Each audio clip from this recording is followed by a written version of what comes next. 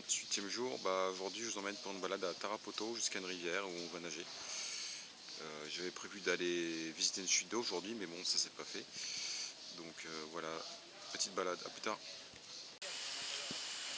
La ville de Tarapoto est fondée le 20 août 1782 par l'évêque espagnol Baltasar Jaime Martínez et Compañón y Burranga. La fondation effective de la ville remonte aux explorations menées par les Pocas et les Chancas, des civilisations originaires de l'Ayacucho, qui ont dû quitter leurs terres à la suite d'une révolte qu'ils avaient entreprise contre l'Empire Inca. Par la suite, ils s'établissent sur les vallées du fleuve Mayo et Cumbasa pour former la ville de Lamas. Ils fondent également une ville satellite autour de la lagune de Suchiche. Ils poussaient des palmiers Taraputus au Baliguda et dont le nom fut emprunté par l'évêque espagnol pour nommer cet établissement de chasseurs et pêcheurs.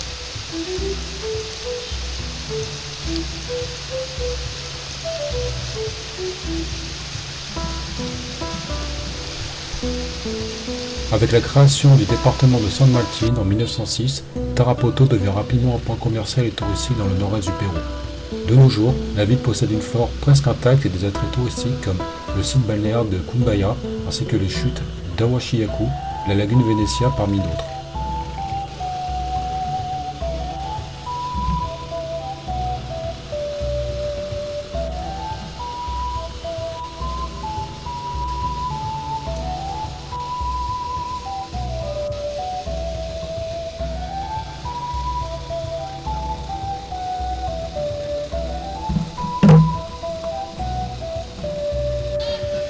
Salut, 69e jour, et aujourd'hui je vous emmène au Sato de la Burra, c'est des chutes d'eau, des cataratas.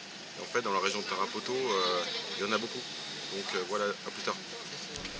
Les cascades de Sato de Burra sont constituées de 4 cascades dont la première contient 2 chutes d'eau en forme de serpent.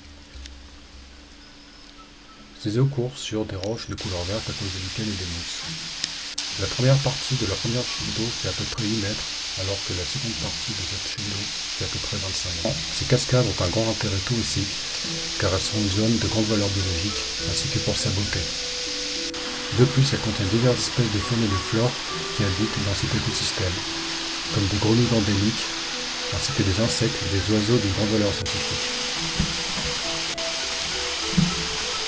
Le nom de Sato de Burra provient d'un petit village nommé San José.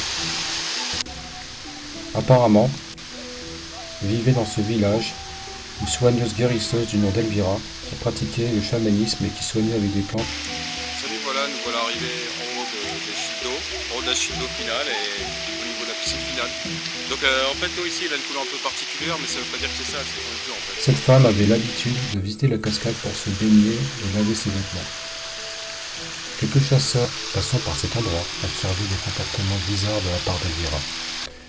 Quand elle termine de se laver, elle se baignait et sautait euphorique, faisant un très fort bruit sur l'eau de la cascade. Selon un habitant de San José, quand les personnes retournaient au village, elles commentaient à leur famille « Chaque fois que nous passons par là, chaque fois, nous entendons cette sorcière sauter. » Et les personnes, le répétant plusieurs fois, cela est devenu comme une habitude. Ils appelaient ainsi cette cascade El Sato de la Burra, ou saut de la sorcière.